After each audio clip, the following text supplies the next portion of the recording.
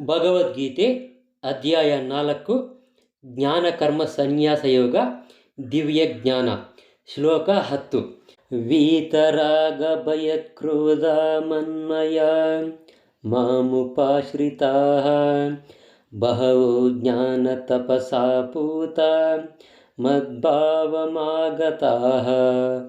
ಅನುವಾದ: ಶ್ರೀಕೃಷ್ಣನು ಅರ್ಜುನನಿಗೆ ಹೇಳುತ್ತಿರುವಂತಹ ಮಾತುಗಳು: ಭಯ, ರಾಗ, ಕ್ರೋಧಗಳನ್ನು ತ್ಯಜಿಸಿ ಹಿಂದೆ ಅನೇಕರು ಸಂಪೂರ್ಣವಾಗಿ ನನ್ನಲ್ಲಿಯೇ ಮನಸ್ಸುಳ್ಳವರಾಗಿ ನನ್ನಲ್ಲಿ ಆಶ್ರಯ ಪಡೆದಿದ್ದಾರೆ. ನನ್ನ ಜ್ಞಾನದಿಂದ ಪರಿಶುದ್ಧರಾಗಿದ್ದಾರೆ. ಹೀಗೆ ಅವರು ನನ್ನಲ್ಲಿ ದಿವ್ಯ ಪ್ರೇಮವನ್ನು ಪಡೆದಿದ್ದಾರೆ. ಇದರ ಭಾವಾರ್ಥ: ಮೇಲೆ ಹೇಳಿದಂತೆ ಅತಿಯಾಗಿ ಪ್ರಾಪಂಚಿಕ ಮನಸ್ಸುಳ್ಳವನಿಗೆ ಪರಮ ಪರಿಪೂರ್ಣ ಸತ್ಯದ ಸಾಕಾರ ಸ್ವರೂಪವನ್ನು ಅರ್ಥ ಮಾಡಿಕೊಳ್ಳುವುದು ಬಹು ಕಷ್ಟ. ಸಾಮಾನ್ಯವಾಗಿ ಬದುಕಿನ ದೈಹಿಕ ಕಲ್ಪನೆ ಇರುವವರು ಪ್ರಾಪಂಚಿಕತೆಯಲ್ಲೇ ತನ್ಮಯರಾಗಿ ಇರುತ್ತಾರೆ.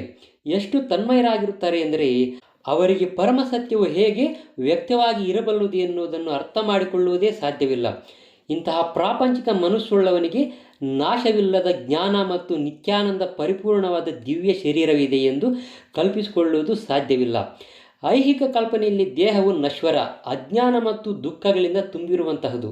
ಆದ್ದರಿಂದ ಭಗವಂತನ ಸಾಕಾರ ಸ್ವರೂಪದ ವಿಷಯವನ್ನು ಹೇಳಿದಾಗ ಜನರು ಇದೇ ಶರೀರದ ಕಲ್ಪನೆಯನ್ನು ಮನಸ್ಸಿನಲ್ಲಿ ಉಳಿಸಿಕೊಳ್ಳುತ್ತಾರೆ.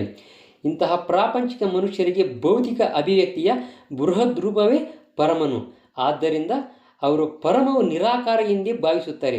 ಅವರಿಗೆ ಅತಿಯಾದ ಪ್ರಾಪಂಚಿಕ ಮೋಹ ಇರುವುದರಿಂದ ಭೌತಿಕ ಅಸ್ತಿತ್ವದಿಂದ ಬಿಡುಗಡೆ ಹೊಂದಿದ ನಂತರವೂ ಕೂಡ ವ್ಯಕ್ತಿತ್ವವನ್ನು ಉಳಿಸಿಕೊಳ್ಳುವ ಕಲ್ಪನೆಯೇ ಭಯವನ್ನು ಉಂಟು ಮಾಡುತ್ತದೆ. ಆಧ್ಯಾತ್ಮಿಕ ಬದುಕು ವ್ಯಕ್ತಿಗತವಾದದ್ದು ಮತ್ತು ವೈಯಕ್ತಿಕವಾದದ್ದು ಎಂದು ಅವರಿಗೆ ಹೇಳಿದರೆ ಅವರಿಗೆ ಮತ್ತೆ ವ್ಯಕ್ತಿಗಳಾಗಬೇಕಲ್ಲ ಎಂದು ಭಯವಾಗುತ್ತದೆ. ಆದ್ದರಿಂದ ಸಹಜವಾಗಿಯೇ ಅವರು ನಿರಾಕಾರ ಶೂನ್ಯದಲ್ಲಿ ಲೀನವಾಗುವ ರೀತಿಯನ್ನೇ ಬಯಸುತ್ತಾರೆ. ಸಾಮಾನ್ಯವಾಗಿ ಅವರು ಸಮುದ್ರದೊಡನೆ ಒಂದಾಗುವ ನೀರಿನ ಗುಳ್ಳೆಗಳಿಗೆ ಹೋಲಿಸುತ್ತಾರೆ. ಪ್ರತ್ಯೇಕ ವ್ಯಕ್ತಿತ್ವವಿಲ್ಲದೆ ಪಡೆಯಬಹುದಾದ ಆಧ್ಯಾತ್ಮಿಕ ಅಸ್ತಿತ್ವದ ಅತ್ಯುನ್ನತ ಪರಿಪೂರ್ಣತೆ ಇದೆ. ಇದು ಬದುಕಿನಲ್ಲಿ ಭಯವನ್ನುಂಟು ಮಾಡುವ ಘಟ್ಟ. ಇಲ್ಲಿ ಆಧ್ಯಾತ್ಮಿಕ ಅಸ್ತಿತ್ವದ ಪರಿಪೂರ್ಣ ತಿಳುವಳಿಕೆ ಇಲ್ಲ. ಇದಲ್ಲದೆ ಆಧ್ಯಾತ್ಮಿಕ ಅಸ್ತಿತ್ವ ಎನ್ನುವುದನ್ನೇ ಅರ್ಥ ಮಾಡಿಕೊಳ್ಳಲಾರದವರು ಬಹುಮಂದಿ ಇದ್ದಾರೆ. ನಾನಾವಾದಗಳಿಂದಲೂ ಕೂಡ, ವಿವಿಧ ರೀತಿಗಳ ಊಹಾತ್ಮಕ ಚಿಂತನೆಗಳ ಪರಸ್ಪರ ವಿರೋಧಗಳಿಂದಲೂ ಕೂಡ ಅವರಿಗೆ ಅಸಹ್ಯವಾಗುತ್ತದೆ, ಇಲ್ಲವೇ ಕೋಪ ಬರುತ್ತದೆ. ಪರಮ ಕಾರಣನೆನ್ನುವುದೇ ಇಲ್ಲ. ಕಟ್ಟ ಕಡೆಗೆ ಎಲ್ಲವೂ ಶೂನ್ಯವೇ ಎಂದು ಅವರು ಮೂರ್ಖತನದಿಂದ ತೀರ್ಮಾನಿಸುತ್ತಾರೆ. ಇಂತಹವರು ಬದುಕಿನಲ್ಲಿ ಅಸ್ವಸ್ಥ ಸ್ಥಿತಿಯಲ್ಲಿ ಇರುವರು. ಕೆಲವರಿಗೆ ಪ್ರಾಪಂಚಿಕ ಬದುಕಿನಲ್ಲಿ ಅತಿಯಾದ ಮೋಹ, ಅವರು ಆಧ್ಯಾತ್ಮಿಕ ಬದುಕಿಗೆ ಗಮನವನ್ನು ಕೊಡುವುದಿಲ್ಲ. ಇನ್ನು ಕೆಲವರಿಗೆ ಪರಮ ಕಾರಣದಲ್ಲಿ ಲೀನವಾಗುವ ಆಸೆ. ಮತ್ತೆ ಕೆಲವರು ಎಲ್ಲ ಬಗೆಯ ಆಧ್ಯಾತ್ಮಿಕ ಊಹೆಗಳ ವಿಷಯದಲ್ಲಿ ಕೋಪಿಸಿಕೊಂಡು ನಿರಾಸೆಯಿಂದ ಎಲ್ಲದರಲ್ಲಿಯೂ ನಂಬಿಕೆಯನ್ನು ಕಳೆದುಕೊಳ್ಳುತ್ತಾರೆ. ಈ ರೀತಿಯ ವರ್ಗದ ಜನರು ಯಾವುದಾದರೂ ಮಾದಕ ವಸ್ತುಗಳ ಆಶ್ರಯವನ್ನು ಪಡೆಯುತ್ತಾರೆ.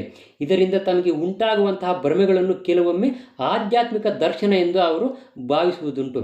ಐಹಿಕ ಜಗತ್ತಿನ ಮೋಹದ 3 ಹಂತಗಳನ್ನು ಆಧ್ಯಾತ್ಮಿಕ ಬದುಕಿನ ನಿರ್ಲಕ್ಷ್ಯ, ಆಧ್ಯಾತ್ಮಿಕ ವ್ಯಕ್ತಿತ್ವದ ಭಯ ಮತ್ತು ಬದುಕಿನ ನಿರಾಸೆಯಿಂದ ಉದ್ಭವವಾಗುವಂಥ ಶೂನ್ಯದ ಕಲ್ಪನೆ, ಇವೆಲ್ಲವುಗಳನ್ನು ತೊಲಗಿಸಬೇಕಾಗುತ್ತದೆ.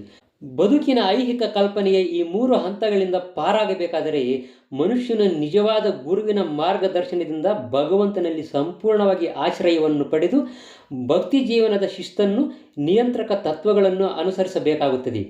ಭಕ್ತಿ ಜೀವನದ ಕಡೆಯ ಹಂತವನ್ನು ಭಾವ ಅಥವಾ ಪರಮ ಪುರುಷನಲ್ಲಿ ದಿವ್ಯ ಪ್ರೇಮ ಎಂದು ಕರೆಯುತ್ತಾರೆ.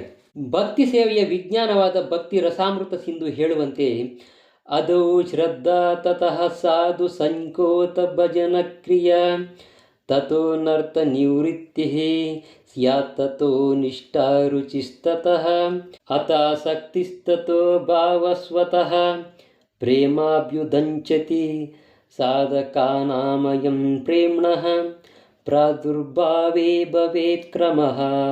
ಪ್ರಾರಂಭದಲ್ಲಿ ಮನುಷ್ಯನಿಗೆ ಆತ್ಮ ಸಾಕ್ಷಾತ್ಕಾರದ ಕಿಂಚಿತ್ ಹಂಬಲ ಅನ್ನೋದು ಇರಬೇಕು. ಇದು ಹಂತವನ್ನು ಆಧ್ಯಾತ್ಮಿಕ ಉನ್ನತಿ ಪಡೆದವರ ಸಹವಾಸವನ್ನು ಪಡೆಯಲು ಪ್ರಯತ್ನಿಸುವ ಹಂತಕ್ಕೆ ತರುತ್ತದೆ. ಮುಂದಿನ ಹಂತದಲ್ಲಿ ಆತನು ಉನ್ನತಿಗೇರಿದ ಗುರುವಿನಿಂದ ದೀಕ್ಷೆಯನ್ನು ಪಡೆಯುತ್ತಾನೆ. ಅವನ ಮಾರ್ಗದರ್ಶನದಲ್ಲಿ ಹೊಸದಾಗಿ ದೀಕ್ಷೆ ಪಡೆದ ಶಿಷ್ಯನು ಭಕ್ತಿ ಸೇವೆಯನ್ನು ಪ್ರಾರಂಭಿಸುತ್ತಾನೆ. ಗುರುವಿನ ಮಾರ್ಗದರ್ಶನದಲ್ಲಿ ಭಕ್ತಿ ಸೇವೆಯನ್ನು ಸಲ್ಲಿಸುವ ಮೂಲಕ ಮನುಷ್ಯನು ಎಲ್ಲ ಐಹಿಕ ಮೋಹದಿಂದ ಮುಕ್ತನಾಗುತ್ತಾನೆ. ಆತ್ಮ ಸಾಕ್ಷಾತ್ಕಾರದಲ್ಲಿ ದೃಢತೆಯನ್ನು ಪಡೆಯುತ್ತಾನೆ ಮತ್ತು ದೇವೋತ್ತಮ ಪರಮ ಪುರುಷನಾದ ಶ್ರೀಕೃಷ್ಣನ ವಿಷಯವನ್ನು ಕೇಳುವುದರಲ್ಲಿ ಅಭಿರುಚಿಯನ್ನು ಹೊಂದುತ್ತಾನೆ. ಈ ಅಭಿರುಚಿಯು ಕೃಷ್ಣ ಪ್ರಜ್ಞೆಯಲ್ಲಿ ಆಸಕ್ತಿಯನ್ನುಂಟು ಮಾಡುತ್ತದೆ. ಇಂತಹ ಆಸಕ್ತಿಯು ಭಾವದಲ್ಲಿ ಎಂದರೆ ಭಗವಂತನ ಅಲೌಕಿಕ ಪ್ರೇಮದ ಪ್ರಾರಂಭದ ಹಂತದಲ್ಲಿ ಪರಿಣಮಿಸುತ್ತದೆ. ಭಗವಂತನಲ್ಲಿ ನಿಜವಾದ ಪ್ರೀತಿಗೆ ಪ್ರೇಮ ಎಂದು ಹೆಸರು. ಇದು ಬದುಕಿನ ಅತ್ಯುನ್ನತ ಪರಿಪೂರ್ಣವಾದ ಸ್ಥಿತಿ.